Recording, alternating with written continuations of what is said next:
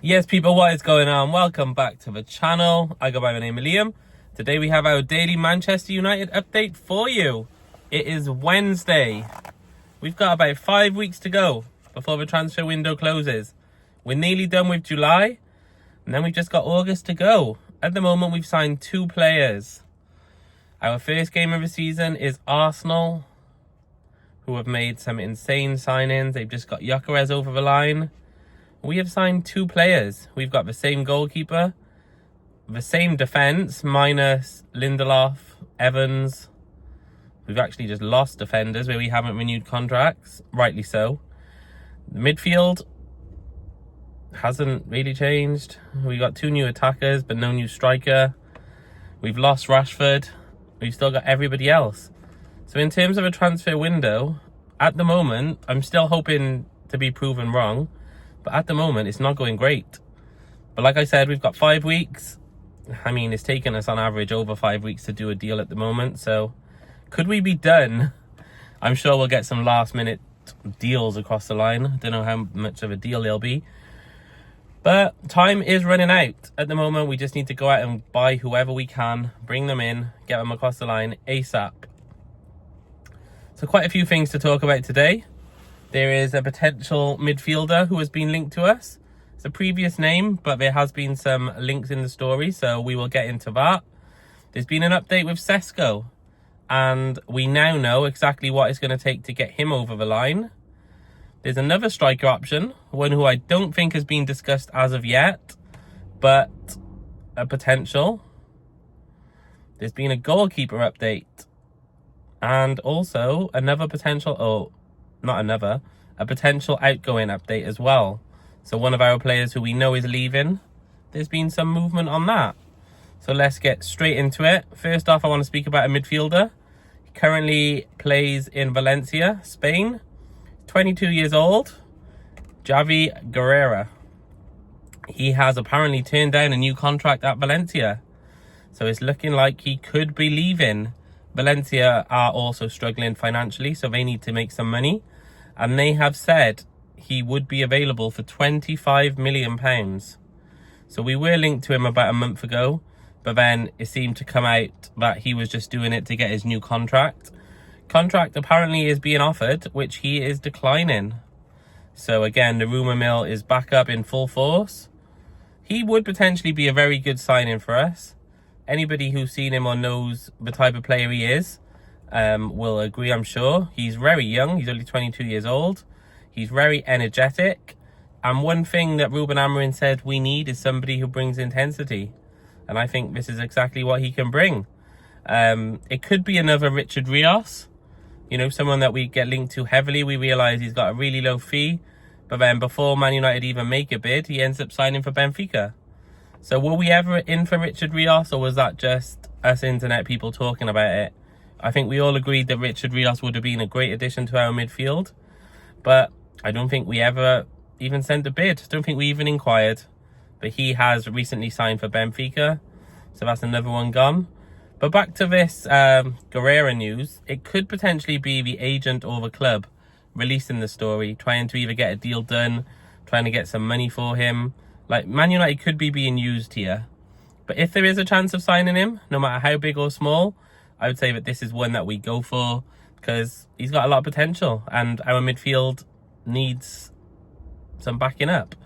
The season's nearly going to start. You know, it starts in August. We're nearly in August. Arsenal's our first game, and it looks as if we're probably going to start with a midfield combination of Bruno and Casemiro that we saw against Leeds. Didn't look great, I'm not going to lie. Yes, it needs some tweaking, but if we can bring in a midfielder to just overhaul that, I'm down for it. Take my money. Somewhere else we need to strengthen massively is our striker options. We spoke yesterday about Rasmus. We spoke about Nicholas Jackson and a few other potentials. One that I've been speaking of ever since Gyökeres was off the table is Benjamin Sesko.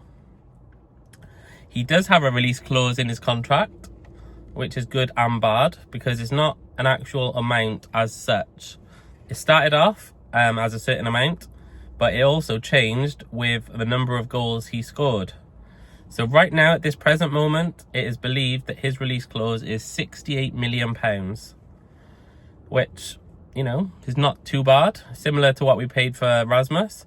I think that was 62 or 64. So quite similar. However, the fact that it's a release clause means to activate it, we would need to pay £68 million in one lump sum, which we know we're not going to do. We're Manchester United. We live on installments.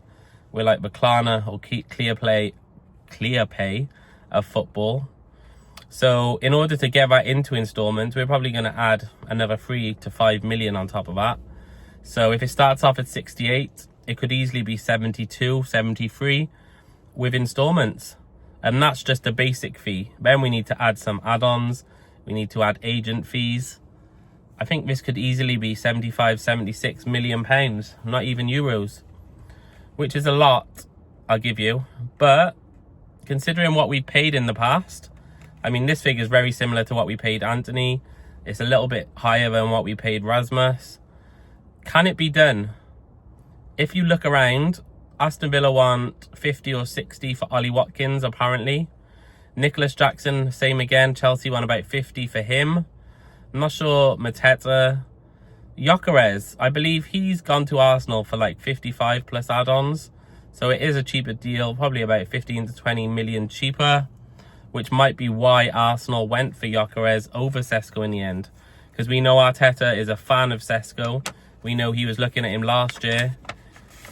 But maybe it was just the price that got it over the line. Maybe they said to Sporting, we like both players. This is what we're prepared to offer. Will you accept it? Same with Leipzig. Sporting said yes, or Sporting was the easier deal to do compared to what they want to pay. So, Man United fans, if we can get Sesko in, who I believe is the best available striker on the market right now, he's the one who I think, if he comes in and does how we think he'll do, it could massively transform our season. Would we pay £75 million cash for him? I'm talking installments, but would you be happy to sign another striker who costs us that much money? Another attacking player?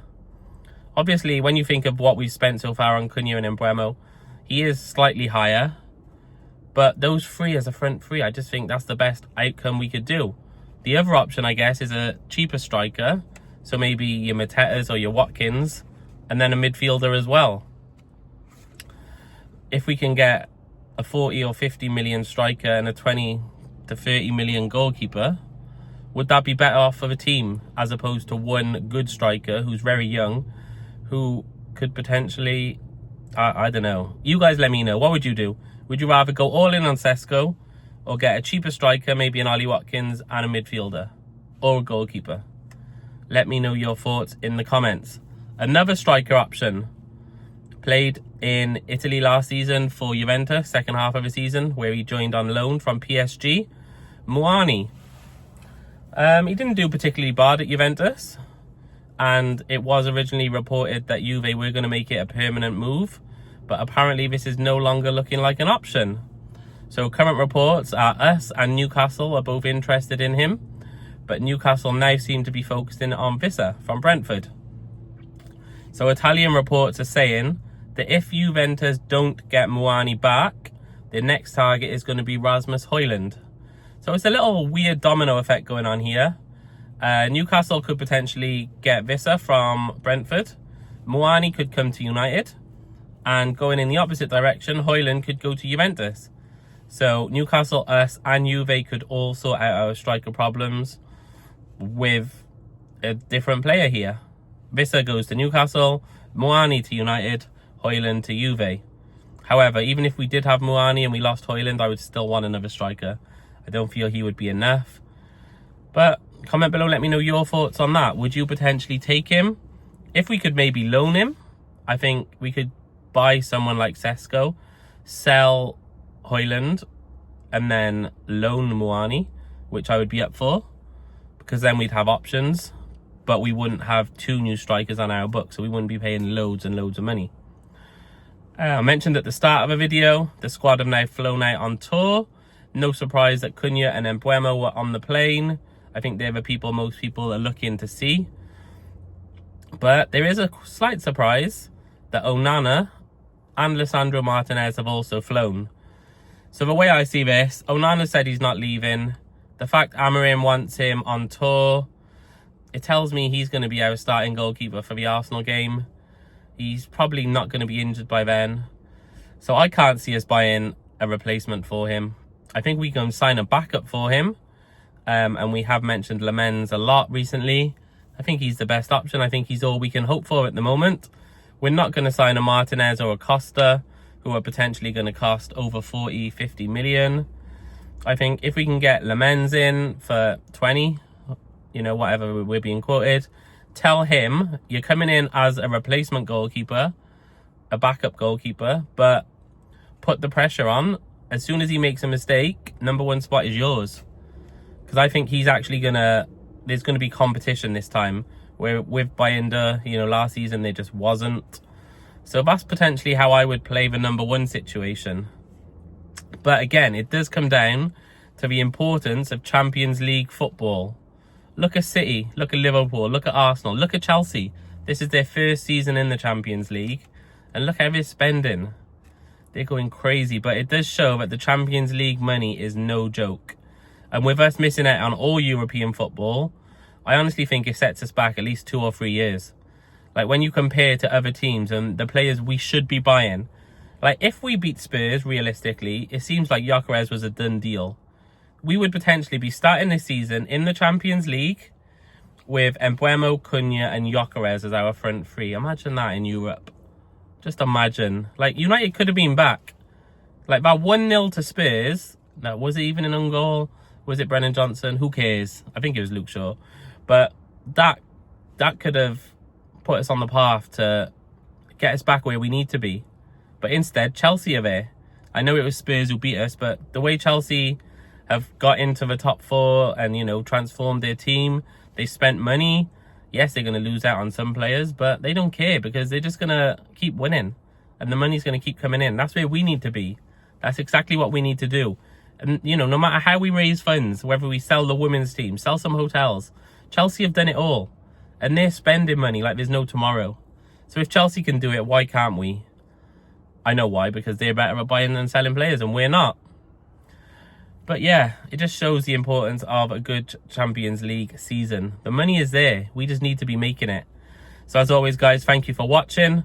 Please subscribe to the channel if you're not already. Still on target to hit 2K by Christmas. So if you can help with that, it would be greatly appreciated. Drop a like on this video and why not comment. Let me know which piece of news you're most excited about. As always, thank you for watching. I'll see you on the next one. Goodbye.